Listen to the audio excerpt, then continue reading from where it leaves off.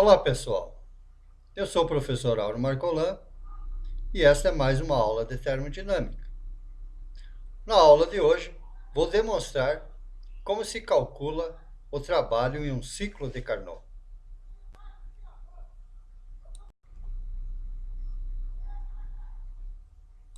Inicialmente, vou apresentar um ciclo de Carnot.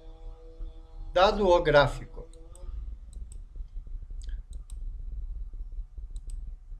um ciclo no sentido horário.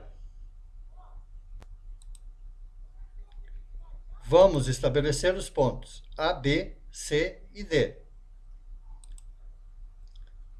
As curvas isotérmicas, a temperatura 1, que é a temperatura na fonte quente, e a temperatura T2, que é a temperatura na fonte fria. As quantidades de calor que entram na fonte quente, Q1, e que saem na fonte fria, Q2. A área de trabalho achurada, que é a área que nós vamos calcular.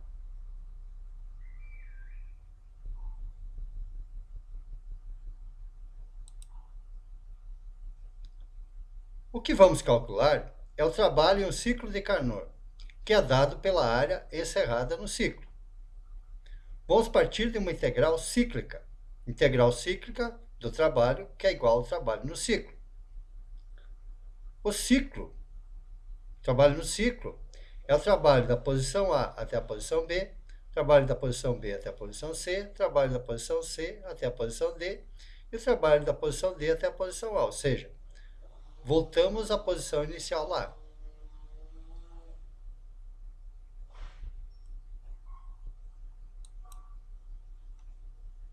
Para o trabalho da posição A até a posição B, é uma expansão isotérmica.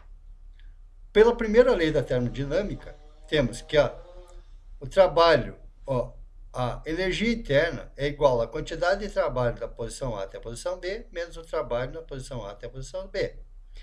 Como a variação da energia interna é igual a zero, porque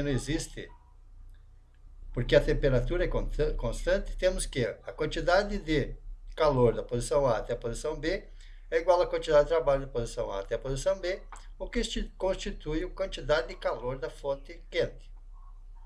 Como pela lei dos gases ideais, temos que PV é igual a nRT, que é igual a uma constante, ou seja, a pressão é igual ao número de moléculas vezes a constante geral dos gases vezes a temperatura dividido pelo volume. Substituindo na expressão geral que calcula o trabalho a partir da pressão e a variação de volume, temos que a quantidade de trabalho da posição A até a posição B, considerando o volume de A até B, de P dV, e substituindo P nessa expressão por nRT1 sobre V, dV, numa integral do volume A até o volume B, e integrando de A até B, volume A até o volume B, e considerando que nRT1 é uma constante colocando fora da integral, temos uma integral de VA até VB de dV sobre V. Resolvendo essa integral e substituindo os limites superior e inferior, temos que a quantidade de trabalho de A até B é igual a nRT1 vezes logaritmo neperiano de VB menos logaritmo neperiano de VA. Utilizando a propriedade dos logaritmos, vamos ter então que a quantidade de trabalho de A até B, para o trabalho de B até C, que é uma expansão adiabática, pela primeira lei da termodinâmica, temos que a variação da energia interna é igual à quantidade de calor de B até C menos a quantidade de trabalho de B até C. Como a quantidade de calor de B até C é igual a zero, porque é uma expansão adiabática, ou seja, não existe troca de calor, temos que a variação da energia interna é igual a menos o trabalho de B até C. Na forma diferencial, temos que a variação da energia interna, dU, é igual a menos ΔW. Como? dU é igual a 3 meios de nRdt, então o trabalho é igual a menos 3 meios da integral de nRdt. Integrando nos limites de T1 até 2, o trabalho, então, no trecho BC é igual a menos 3 meios da integral de T1 até T2 de NR dt. Como NR é constante, colocamos fora da integral, então temos que o trabalho de B até C é igual a menos 3 meios de NR na integral de T1 até T2 de dt. Resolvendo essa integral e substituindo os limites superior e inferior, temos que o trabalho de B até C é igual a menos 3 meios de NR T2 menos T1. Para o trabalho CD, que é uma expansão isotérmica, pela primeira lei da termodinâmica, temos que a variação da energia interna é igual à quantidade de calor de C até D menos a quantidade de trabalho de C até D. Como a variação da energia interna é zero, porque é uma expansão isotérmica e, portanto, não existe variação de temperatura, temos que a quantidade de calor de C até D é igual à quantidade de trabalho de C até D, que é a quantidade Q2, que é a quantidade de calor da fonte fria.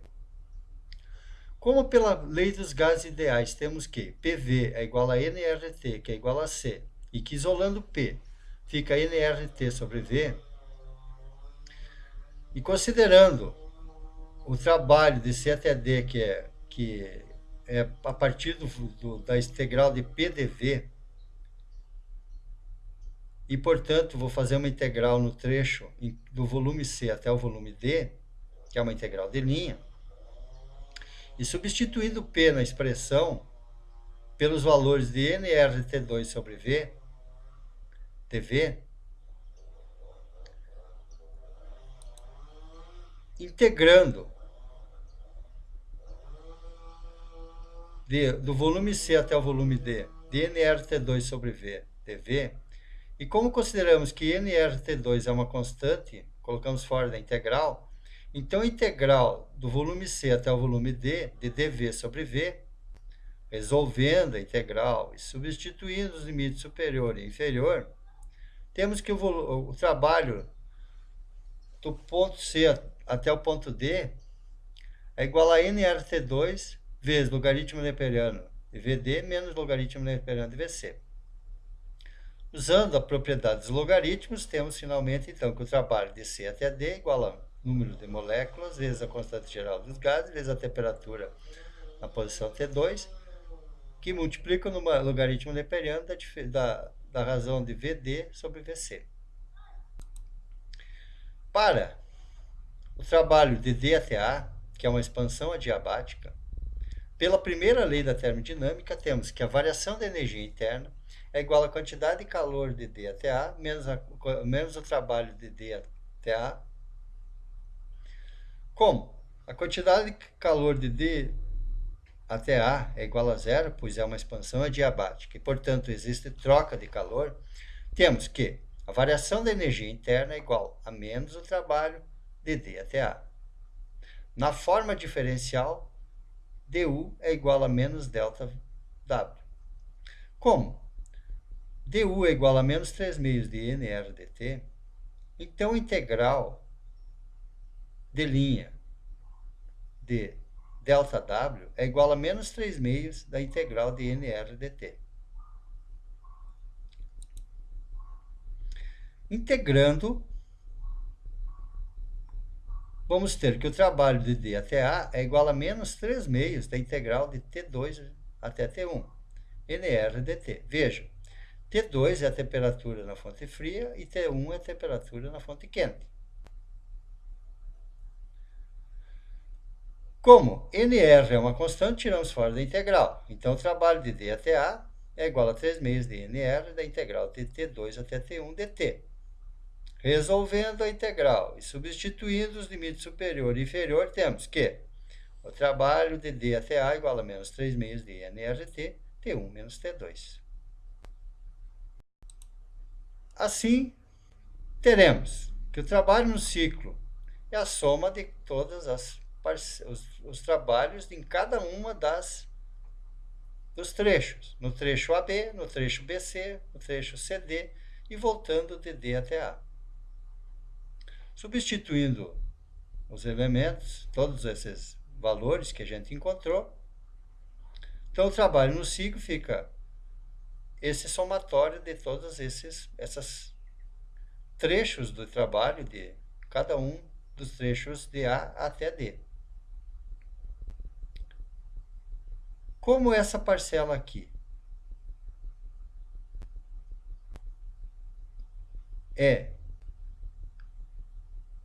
igual a essa, só que com o sinal contrário, nós podemos eliminar. Então, finalmente, o trabalho no ciclo Carnot é dado pela expressão NRT1 vezes logaritmo neperiano de VB sobre VA, menos logaritmo NRT2 ln de VD sobre VC.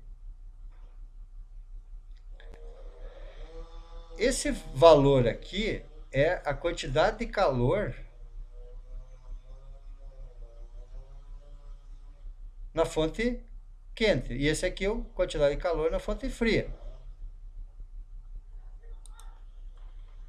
Ou seja, Q1 é igual a NRT1 ln de VB sobre VA, que é a fonte quente. Q2 é NRT2 ln de VD sobre VC, que é a fonte fria.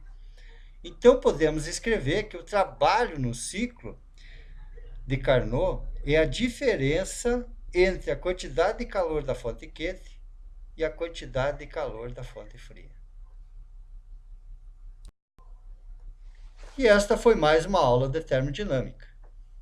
Espero que vocês tenham gostado. Nos vemos numa próxima videoaula.